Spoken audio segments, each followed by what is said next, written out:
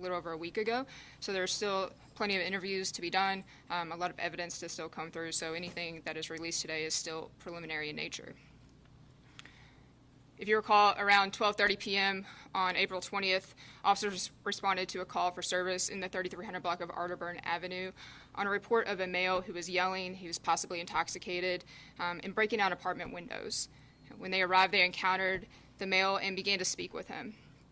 They recognized immediately that he had a knife, and they told him, do not reach for the knife. Officers continued to engage in conversation with the gentleman, and he approached them on foot.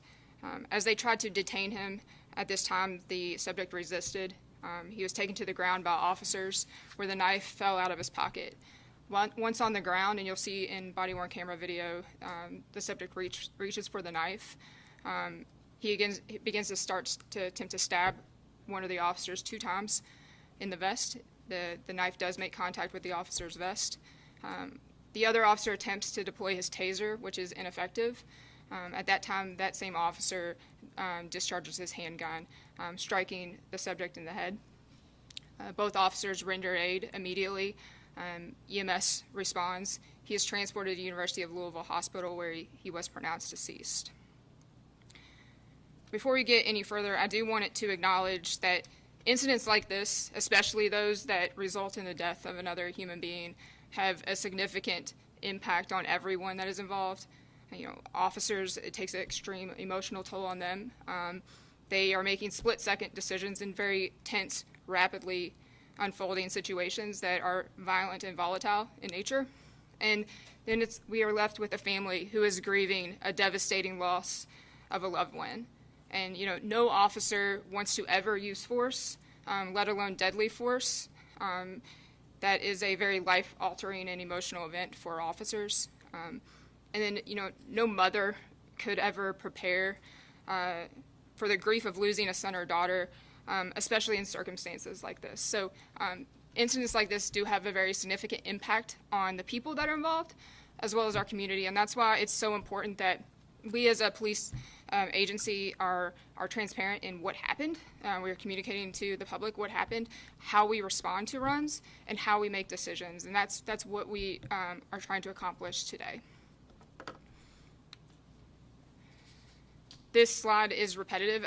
You all have probably seen this slide before. We show it before our officer involved shooting videos. We've done this for several years, but we want people to understand what our safety priorities are and how officers are making decisions, how officers are trained to make decisions. This is not only repetitive for you all, this is repetitive within our agency. This is constantly reiterated through roll call training, through just regular in-service training, and through conversations that officers have with each other on how to make decisions in the field. So we are going to assess who is in the most danger, who's in the most imminent danger, and who can control the situation. So that will progress through this progression here as far as victims have the least amount of control over the situation, and then uninvolved citizens that might be in the area, and then officers, and then ultimately the subject or the suspect at hand would have the most control in making a decision to comply with officers. So that is our safety priorities. That is how we make decisions.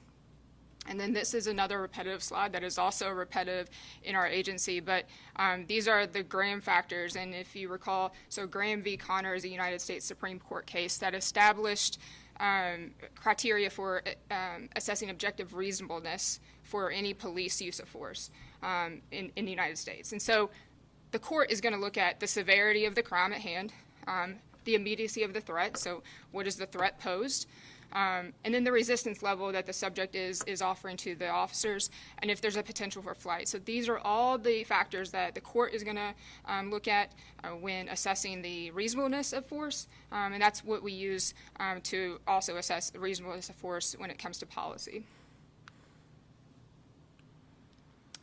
Just a reminder of how our body-worn cameras work. So there is a 30-second buffer prior to the activation that will not include audio when an officer activates their body-worn camera video. And there's multiple ways that officers' body-worn camera videos are activated. So officers can activate their body-worn camera video, and I'll step off to the side, by manually pressing the center button on their camera.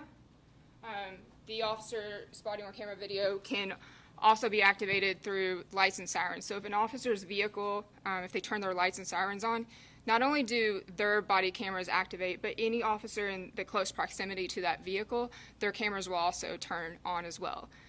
Cameras are also activated when an officer draws his or her firearm. And it's not just theirs, it's any camera in close proximity, as well as the taser. So the taser activates cameras as well. So there's multiple ways that an officer's camera will become activated. Also, cameras are attached to our uniforms via a magnet. I'll step off to the side again. But the camera is attached, it's a strong magnet, but you can remove the camera. And we need to remove it to charge the camera, download the camera, to wash your uniform. So the camera can come off.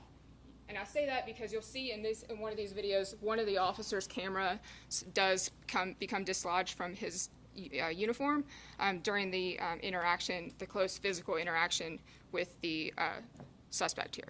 So.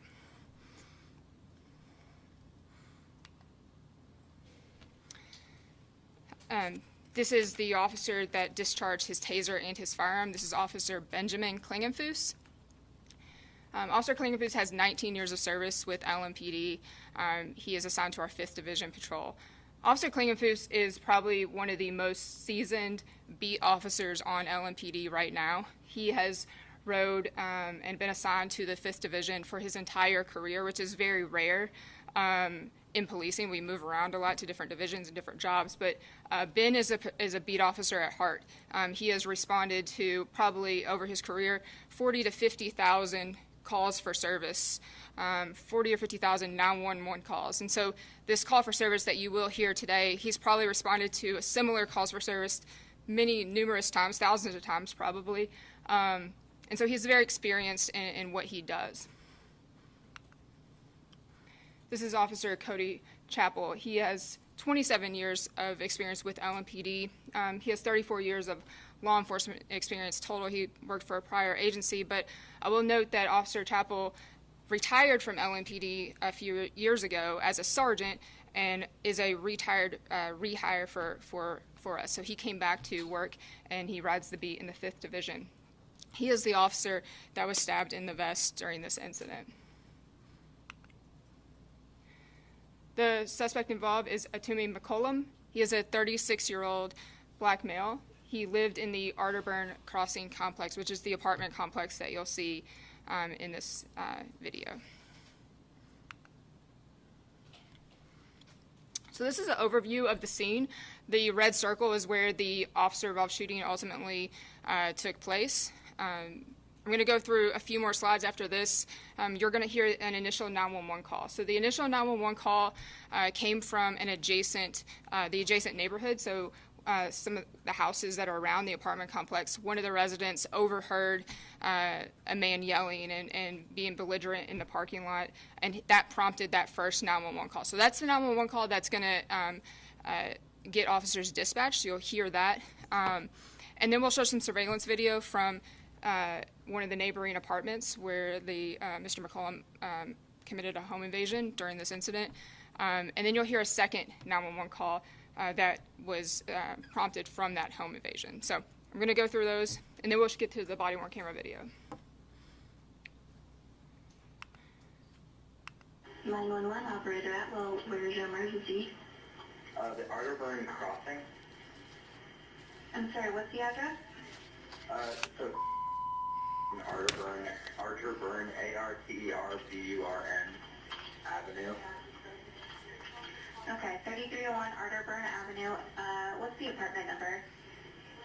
There's no specific apartment number. It's just coming generally from the complex over there. I don't live over that way.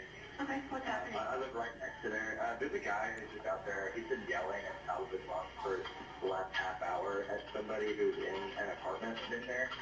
And he seems like really angry and violent, and it's extremely loud, and we're over here, we can hear it from our house, and he's been there for a while now, so I didn't know if maybe like a patrol could go over there and just check on the situation and see what's happening. Yeah, were you able to tell what he looked like? I could see through the trees that he was African American, and that's all. I couldn't see any more details of what he looked like other than that. Does it sound like he's drunk or on drugs? Possibly on drugs. He seemed like extremely angry and loud, and he's frantically saying things over and over and over again, and he just seems totally unstable, extremely unstable. Okay. And then did you see any weapons hear any go off? I did not hear any weapons go off, but it wouldn't have surprised me with how angry he sounded. Right. Okay. We'll get officers out there as fast as we can. Okay, thank you so much. You're welcome. Bye. Okay, and so immediately after that, the officers are dispatched. This is that audio. We got a 515 now, and 515 bigger. Stop now. I'm in trouble on Arterburn Avenue. Neighbor finds out a male outside yelling at someone in the apartment. Black male, possibly intoxicated, no other description. Social you. Okay. The last thing you heard that the dispatcher say is 12:28. So 12:28 is the time that the officers were dispatched to this run. And that is significant because in this video here, so this is what referenced a home invasion at a neighboring apartment. If you look in the top left-hand corner, it says 12:28. So as officers are getting dispatched, this is happening simultaneously. So you'll hear a door that is kicked open. So this is the front door of the apartment that is kicked open by Mr. McCollum. You'll see him enter this apartment. You'll see a female who comes out to this doorway in this hallway. It's herself, and she has a 5-year-old child in this apartment. So she's going to tell her 5-year-old to go into the bedroom, and she's trying to plead with her neighbor to not do whatever he is doing. So this is that video. What are you doing? That's what you say. Yeah, I need the fucking knife in there. What? I mean, please do not do this. Please, Paul, come here. Look, please,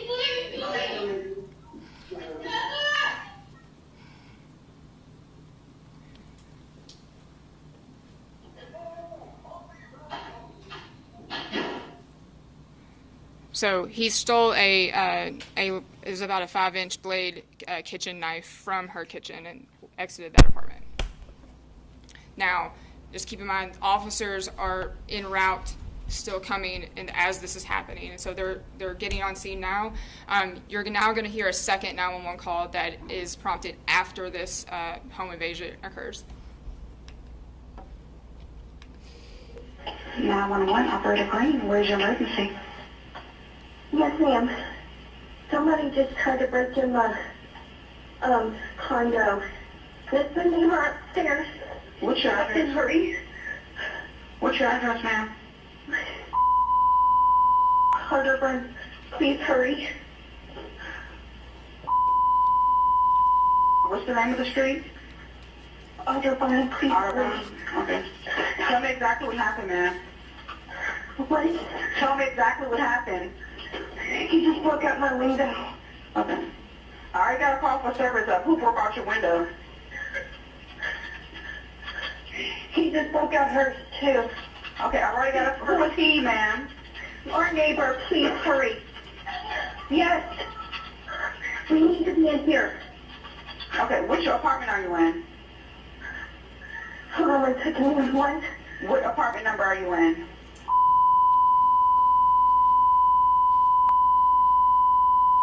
In our doors. Please hurry.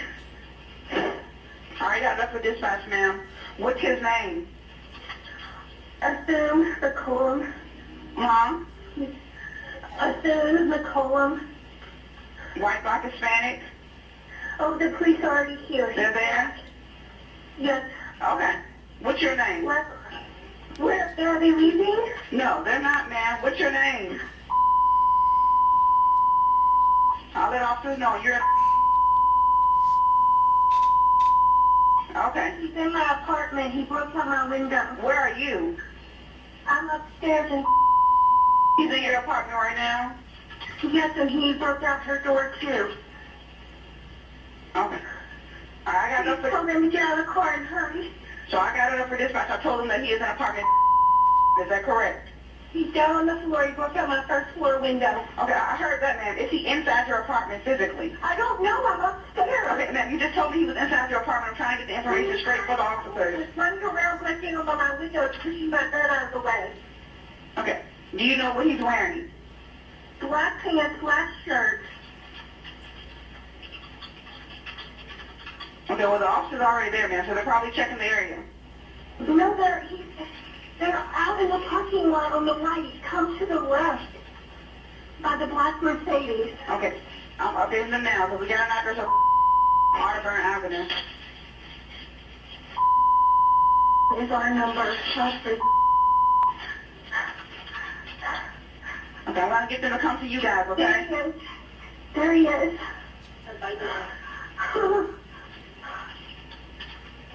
I'm going to get the taking stuff out of my apartment. Okay, I'm going to get the officer to come speak to you. You're in apartment right now? He's shaking his head at them, and hold on, I can't go down there right now. He's getting ready to run from them. I'm trying to get officers to come to you, ma'am. Earlier. Okay. I'm going to disconnect there. The officers are there, okay? Okay, babe, sorry. Bye. Okay, so you hear from that 911 call that it sounds like the officers have located the subject and they're about to make contact. This body cam video is Officer Klingenfuss. So this is the initial contact with the subject. You're going to hear his radio playing, and so you'll hear information being relayed to Officer Klingenfuss from that 911 call. So that's when they're getting this. They're getting what she just called in on 911 as they're approaching this subject. So just to give you an idea of how fast things like this happen and how quickly officers are getting information or receiving information, how things change very quickly. Hey, Baker. The original caller says that he as a neighbor hasn't seen anything since.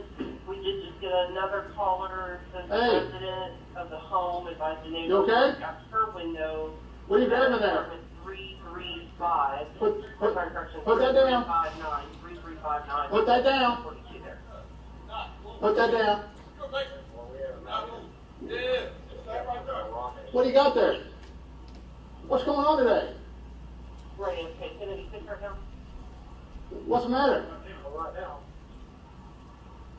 What's the matter? Huh? Well, talk to us for a second. What's going on? Nothing at all. Looks like a knife. It is. Okay, yeah, I'm gonna tell you right now, if you reach for that knife, I'm gonna shoot you. You understand that?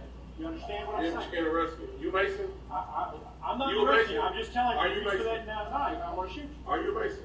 You understand that? Or are you Mason? No, I'm not. Here you are. Are you? Here you are. Okay. Lie to me. So it doesn't matter. So, what's going on with you? Nothing. She right there all the time. So what's going on with you? Oh, stop right there. Stop. You need to talk to you to find out what's going on. Go ahead and touch me. Put your hands behind your back. No. Put your hands behind your back. No. Put your hands behind your back. Okay.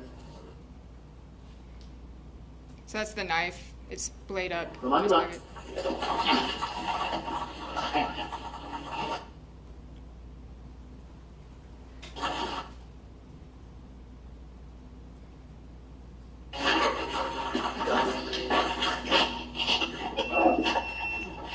That's the taser noise, and that is the gunshot.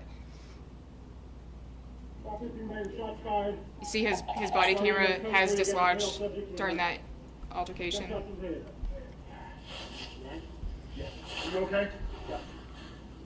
Okay. Dead. One dead head.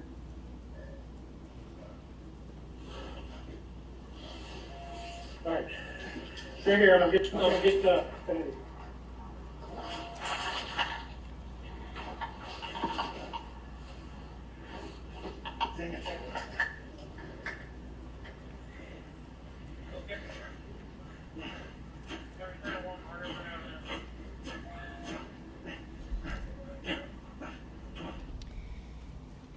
Okay, in the raw video footage, it will go on for much longer, but you'll see where the officer recognizes that his camera has come off of his body and they do reattach it. So you'll see that in the raw footage, which is much longer than this right now. I'm now going to play Officer Chappell's body-worn camera video. Again, it's important to note Officer Chappell did not fire his weapon. He was the officer that was stabbed in the vest.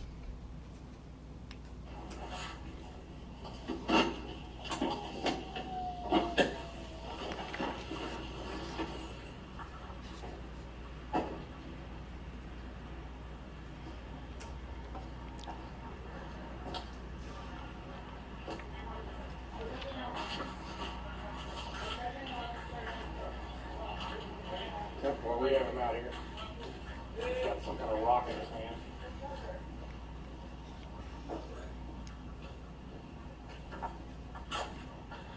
Well, right now.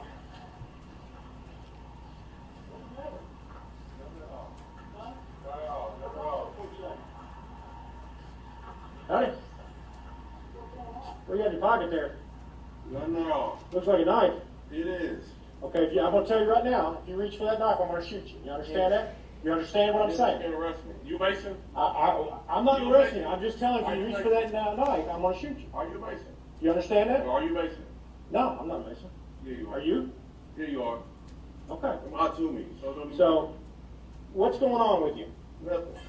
See right there outside. 5:15, baby. You can cancel it, John. We're telling you 6 right this minute. So, what's going on with you? No, hold up. Hold up. I need to talk to you to find out what's going on. Yep. Go ahead, touch me.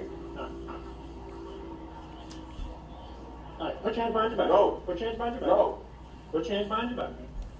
Behind your back.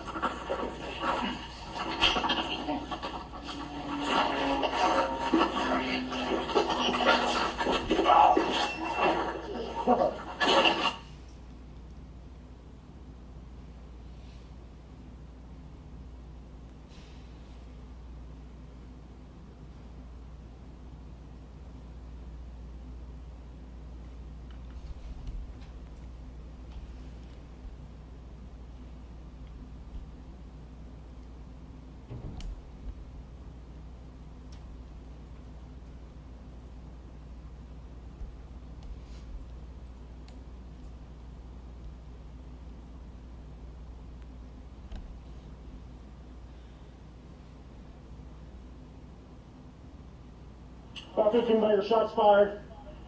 Start EMS code 3. Got a male subject with a gunshot to the head. You all right? Are you okay? Yeah. Thank you. Okay, so at the beginning of that video, I know in Officer Klingenfuss's video, you heard the radio dispatch update them on the second call for service. You don't hear that in Officer Chappell's video. He's wearing an earpiece, so you don't hear that audio, but you see him acknowledge that information on the radio as he's approaching. So he's aware of the updated information and with what is being provided by that second 911 caller. And then also at the end of that video, you saw Officer Chappell remove the knife from Mr. McCollum's hand. All of that happened very quickly. We're going to show another video of it slow down a little bit more, so you'll see this a second time.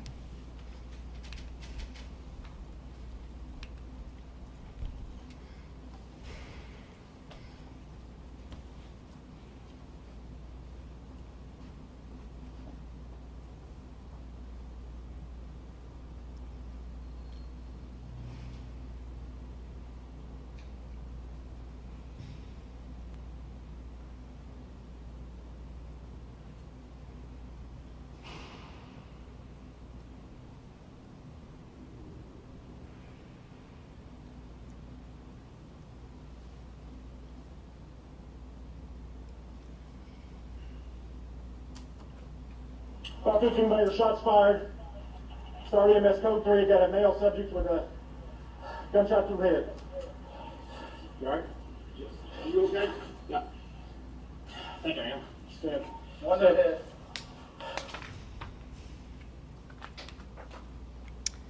These are photographs of the knife, one from the scene and one from our crime scene unit office. So it is about a 5.5-inch bladed kitchen knife. Again, just a reminder of our process of how we release body-worn camera footage for incidents like this. So there is a curated video that will be posted on YouTube. We will also share the full unedited raw video for you all to use. The investigative process, so the Public Integrity Unit is the lead on the criminal investigation, and that is ongoing right now. Simultaneously, there is a Professional Standards Unit investigation that will review any policy violations that may have occurred during this incident. The criminal investigation will be turned over to the Office of the Commonwealth Attorney for final disposition. The Kentucky State Police also does a investigative review of that case as well. And then that case is also turned over to the Louisville Office of Inspector General upon completion. Per any other critical incident, the officers involved are placed on administrative leave pending the investigation. The chief does have the authority to take immediate disciplinary action if necessary. And then prior to returning to duty, officers do undergo psychological examinations and medical treatment, as well as any updates on training that they may need as a result of this. After this investigation, we will present this case to our Performance Review Board, which will look at the case and see if there's any improvements department-wide that we need to make when it comes to training or policy that could help future similar situations like this to have better outcomes. And then the findings of the criminal and administrative investigations will be made public once they are complete. At this time, we'll open up for any questions. Can you tell us more about when the stabbing took place in that video? You said he was stabbed in his vest twice. Yeah. Yes. Yeah. Where in that slowed down scuffle? Right. So again, this happens very quickly, yeah. Also the body-worn camera is you have to understand they're very close to each other. So, but you'll see in the video his hand come around twice. His hand comes around, and it happens very fast. But that's where the knife makes contact with this part of his vest. So. Is that the part where you're talking? He did the freezes. Yes. The circle. So his arm is moving when he did. Yes, the and freezes. yes. Can you confirm if he is asking the officer, is he racist? Is that what you're asking? The question was, could we confirm what the Mr. McCollum is asking the officer if he was racist? He asked. Sounds like he's asked, "Are you a Mason?" So Mason, and then the officer says no, and Mr. McCollum tells him his first name, that he's a Tume. So. Did he live at the apartment, and did he know that woman? Yes, and yes, they were neighbors. They were familiar with each other. The suspect's mother called us claiming her son had a mental health issue. Can you all confirm that or comment on that? You know, I don't know his medical history, and I don't have authority to release that information. So I don't know. Did you all ever take a look at that vest to kind of see where the... Yes. So the question was, did we ever take a look at the vest to see where the stab mark was? Yes, there is a rub mark on the vest from that. So. What was your gut reaction when you saw that? He's very lucky. I mean, that being that close to a knife with that much force that's coming at you, we are very lucky that nobody was injured, and that Officer Chappell was able to go home. And I'm thankful that he was wearing his vest, and that's why we have the vest that we do. And I will say he was also wearing, we do have hard plate vests, and he was wearing a hard plate vest. And so that is important as well. It is an extra layer of protection that we provide our officers, and so I'm glad that he is okay. Made all the difference. Absolutely. Yeah. Did he live in that area, or any inkling of why he was over there? He did. Mr. McCollum, did he live in the area? Yes, he lived in that apartment complex. Anything else? Right. Okay, we'll wrap up. Thank you all. Have a good day.